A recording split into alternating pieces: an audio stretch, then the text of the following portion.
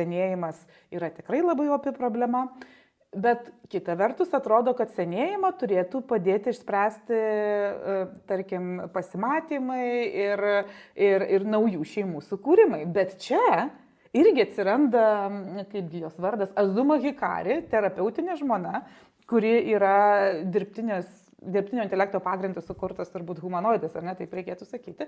Ir su ja bendrauja jaunuolis, kuris neturi laiko susirasti draugės ir neturi laiko pradėti šeimos ar finansų, ar ko ten bebūtų, ar pasitikėjimo. Bet šita ponia Azuma, jinai tikrai nepadės išspręsti senėjimo problemos, jinai padės tik tai ją gilinti.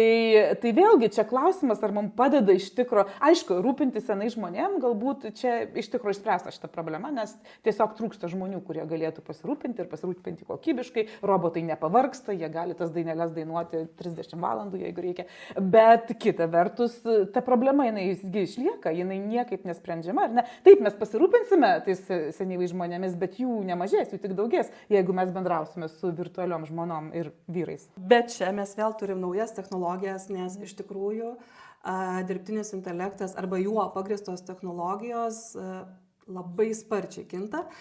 Ir aš šiuo atveju norėčiau apie bioninės technologijos pakalbėti, nes visai neseniai jau mačiau vieną įrašą, jog mokslininkai sukūrė dirbtinę gimdą, kurioje iš esmės galima užauginti kūdikį iki gimimo.